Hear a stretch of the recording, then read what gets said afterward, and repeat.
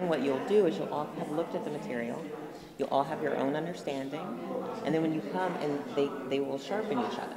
EQuIP is a project where educators have come together and established a set of criteria that other teachers, curriculum writers, developers can use to evaluate both the alignment to the Common Core and the quality of the lessons and units that teachers will use for instruction. You can actually see it in the activity that it's going to be developing that in students, so you're right on point. EQuIP is really by teachers and for teachers. It is a rubric. It takes the 200 pages of standards and boils it down into some really key principles. And that chart really gives a teacher a blueprint of kind of that vertical alignment, because it gives you the kindergarten and first grade and second grade standards.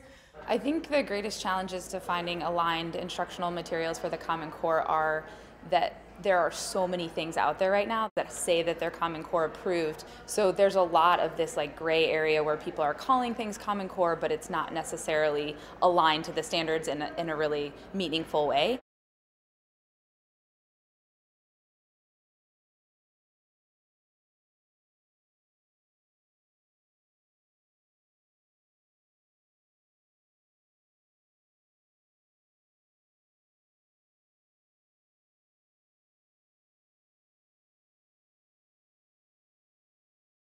What we're reviewing are lesson plans that have been created, and the developers want to see if they are actually aligned with the Common Core standards. So we're reviewing independently and then comparing notes with other jurors to make sure that we are normed in our evaluation of the lessons. EQuIP is not about writing or designing curriculum. It's truly to align lessons that the teachers can use to meet the rigor of the Common Core. The beauty of the EQuIP system is that the criteria are so detailed that it actually points out the gaps and gives teachers ways of thinking about how they might fill them.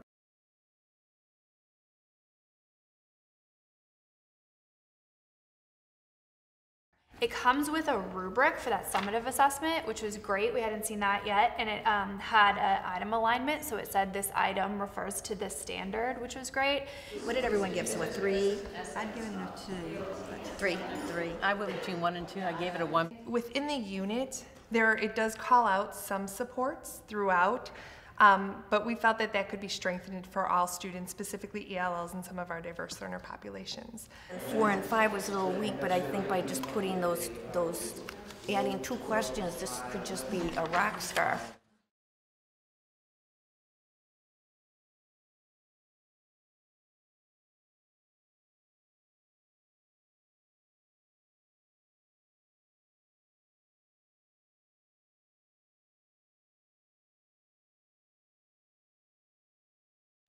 I think models are really important because they provide a set of expectations and an example of rigor for students and for teachers to engage in. But I also think that it's really important that teachers, as they engage in those models, have some sort of collaborative feedback with other teachers. Hold together. I agree with you. Every educator that I've spoken with talks about how this process is its own form of professional development. Thinking about what are the specific things that educators can do to improve the quality of lessons and units that already exist, or what should educators think about as they're developing new resources. What I love to do is encourage teachers, support teachers, coach teachers, and this has given me kind of a jumping point to do that.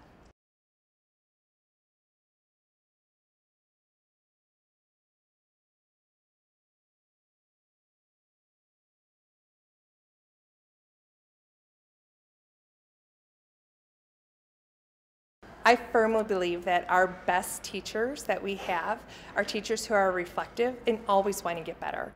I actually applaud those teachers that put themselves out there for that feedback. It's not an easy thing to do, but I think our best teachers are willing to get that feedback and make the revisions that are necessary. Common Core is good teaching, and it frees teachers to be able to do what we've always wanted to do, which is really push the students and think. And things like the EQuIP rubric are going to help us design those lessons that are going to be aligned to the content standards, that are going to provide the instructional support, that are going to assess the students to the point where we need to.